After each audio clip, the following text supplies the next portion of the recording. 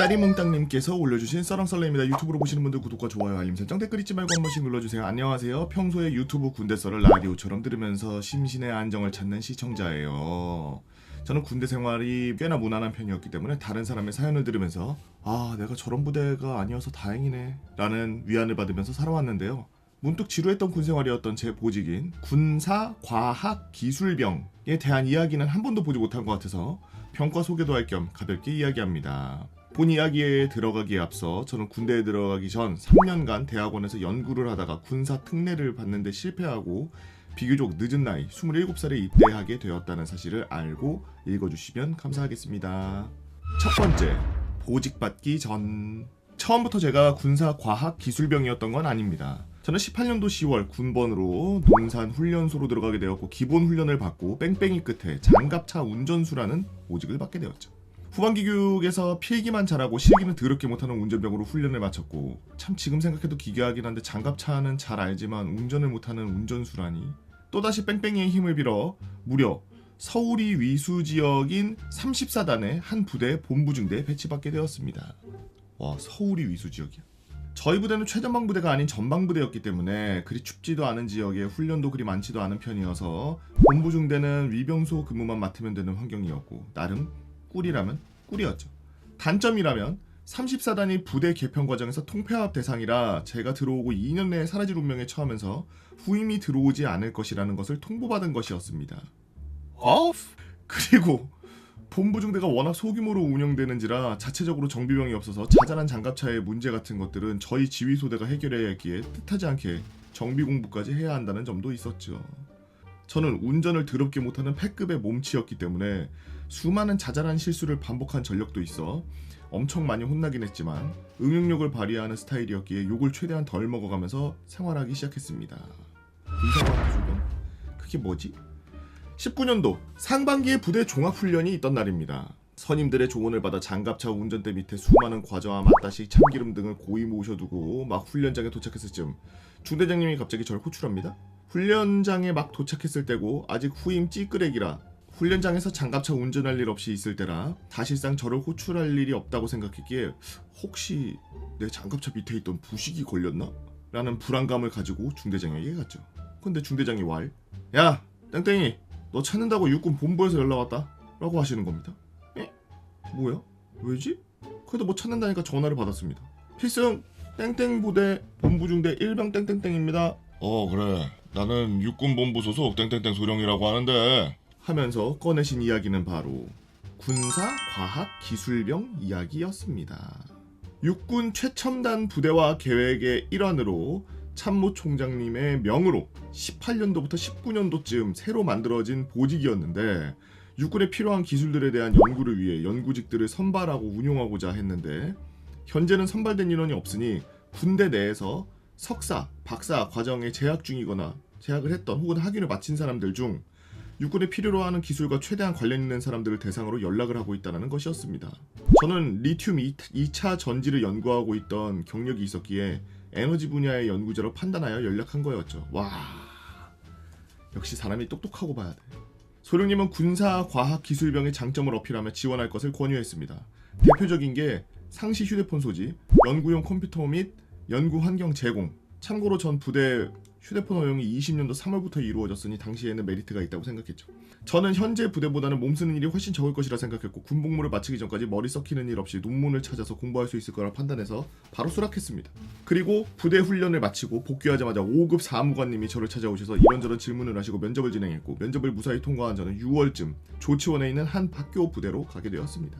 근무 좀 편하게 하려다가 소속이 바뀌었다? 조치원역에서 간부님의 인솔이 있을 예정이었기에 역에서 대기하면서 만난 제 동기는 총 3명. 모두 석사학위 전공 중이거나 학위를 받은 사람들 고학력자들이었죠. 게다가 한 명은 지금은 도저히 이해할 수 없는데 미국에서 공부하다가 한국에 들어와 카투사에 복무하던 사람이었습니다. 그런데 말씀드렸다시피 제가 새로 받은 보직은 만들어진 지 1년이 막 넘은 보직이었고 심지어 에너지 분야의 군사과학기술병은 해당 부대에 처음 있는 거였죠. 당연히 어떻게 운용해야 될지 개념 같은 것들이 간부들 사이에 전혀 없었습니다. 그래서 부대 내 연구 지원팀이 있었는데 해당 팀에 배속받아 운영하기로 결정을 한 것 같았어요. 저희는 최소 소령, 최고 대령 함께 있는 사무실에 자리를 배속받아 일하게 되었습니다. 문제는 이제 근무가 있었는데 앞서 말씀드렸다시피 운용 개념이 전무한 상황이었기 때문에 주야간 근무를 어떻게 세울지 문제가 되었습니다. 다행히 6본에 온 매뉴얼이 있었는데 여기 쓰인 매뉴얼엔 주간 시간에는 연구 환경을 최대한 보장한다 라고 써있는 게 문제였습니다. 행보관님과 중대장님은 이를 주간 근무 투입하면 안 돼! 라고 해석했죠. 네, 여기까지는 좋았습니다. 이로 인해 저희 4명은 모두 야간 근무에 투입되어 단 하루도 잠을 잘 수 없는 날이 시작되었는데 와... 4명이서? 솔직히 저는 이전 부대에 비해 몸은 상대적으로 편해졌다고 생각했기에 잠 2시간 정도 못 자는 거? 뭐 무난하다고 생각했고 머리만 대면 잠에 골아 떨어지는 스타일이라 문제없다고 했지만 제 동기들은 이를 견디지 못했습니다. 이에 4명이 모여서 자체적으로 회의를 했고 결론은 우리 사무실의 대령님께 탄원하여 중대장님을 간접적으로 압박해서 근무 환경을 개선하자라는 것이었죠. 그런데 매우 성격 좋으시고 나름 개방적인 마인드를 지니신 저희 대령님은 저희 생각보다 매우 과격하게 짝이 없는 대응 방식을 사용했습니다. 바로 소속을 바꾸는 거였죠. 제가 있던 학교 분들은 학교 내부 전반적인 업무를 담당하는 본부중대와 훈련병을 교육하는 조교들로 구성된 교육중대가 있었습니다. 훈련병을 교육하기 위해서는 조교들이 취침 시간 외에 거의 전원이 훈련병에게 달려들어 상대해야 하기 때문에 본부중대에 비하면 상대적으로 주야간 근무가 좋았죠. 그런데 대령님이 학교장님 원스타님께 기술병들은 연구하는 직책이므로 교육에 좀 더 가깝지 않겠습니까? 교육중대로 소속을 바꾸는 게 좋겠습니다라고 제안하셨고 이가 받아들여져 저희는 얼떨결에 교육중대로 파견가는 형식으로 소속이 변경되었습니다. 빨러 그 자체. 이후에도 몇 차례 대령님을 더 이용했죠. 육군 본부 매뉴얼상 주간 연구 환경 보장이라고 써있는 매뉴얼을 들이대며 일과 시간 이후 취침 전 시간은 포함되지 않는 점을 어필하여 저희는 주간 근무에도 투입할 수 있게 되었고 결국 저희들은 3, 4일에 한 번 오는 야간 근무에 2, 3일에 한 번 오는 주간 근무만 서게 되었습니다. 심지어 저희는 서류상 파견 인원이었기 때문에 교육중대 행보관과 본부중대 행보관이 함부로 건드기 껄끄러운 존재로 승화하였으며 평시에는 사무실에 있는 컴퓨터로 간부님들에게 지시하시는 상황 외에는 외부 인터넷에서 따온 이 자료를 인트라넷으로 전송하여 공부할 수 있는 여유도 생겼죠. 이때 정말 많이 공부한 것 같아요. 앞서 말씀드렸다시피 일과 시간 후 휴대폰 허용 이후에도 저희는 상시였기 때문에 취침 시간을 제외한 모든 시간에 휴대폰을 소지할 수 있어서 비교적 편하게 외부와 연락하기도 했습니다. 연구라는 특성상 외부에서 열리는 학술 세미나 등에 참석이 가능하니 서울이나 대전 에너지 관련 학술 세미나가 열릴 경우 군 관계자의 신분으로 주간에도 간부님들의 차나 무료 KTX를 타고 외출하여 맛있는 밥도 먹으면 땡땡이도 치고 연말에는 사무실 전체 회식에 간부님들 송별회에 환영식에 하여 일주일에 한 번씩 꼭꼭 나가서 간부님들이 사주는 고기를 열심히 받아 먹으면서 행복한 나날을 보낼 수 있었습니다. 복무가 끝날 무렵 코로나가 터져서 부대가 봉쇄되어 외부 활동이 일체 금기되었지만 이마저도 일병 휴가와 상병 휴가 외에 모든 휴가를 아껴놓았던 저는 말출에 올인하여 제대 50여 전에 나와서 밖에서 바로 전역하는 혜택을 누렸죠.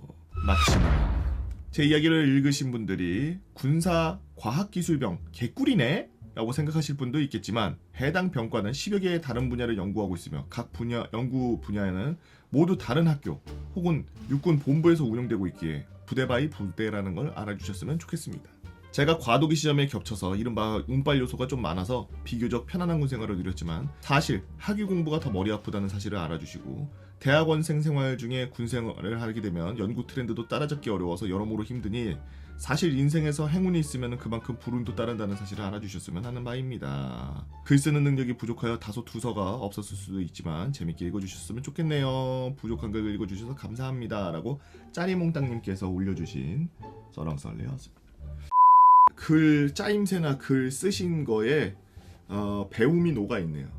딱 중요한 할 말들만 딱딱딱딱 하고 만약에 조금 설명이 필요한 부분이 있으면 한두 줄만에 그런 걸 탁탁탁탁탁 달랑 나눈 것도 그렇고 논문식으로 설왕설래를 작성한 게 아닌가. 아주 보기도 편하고 술술 읽히는 오랜만에 재밌는 설왕설래 잘 봤습니다. 이런 군사 과학 기술병이라고 해서 우리나라 군대에서도 미래적인 그런 뭔가를 개발하기 위해서 계속 그런 연구를 하고 있었군요. 몰랐어요. 여러분들 중에 석박사분들 계시면은 만약에 군대 어쩔 수 없이 가야 되는 상황이 생겼다면 군사과학기술병 한번 잘 알아보시고 가는 건 어떨까요? 여러분들은 어떤 재미난 이야기들이 있나요? 여러분들의 재미난 이야기 네이버 카페 개봉 팬다면 개팬다로 오셔서 써랑 썰레 게시판에다가 글 남겨주시면 유튜브로 작업해서 업로드하도록 하겠습니다. 유튜브로 보시는 분들 구독과 좋아요 알림 설정 댓글 잊지 말고 한 번씩 눌러주시고요. 오늘도 나라 지키기 위해서 고생하고 계시는 구구자매 여러분들 진심으로 감사합니다.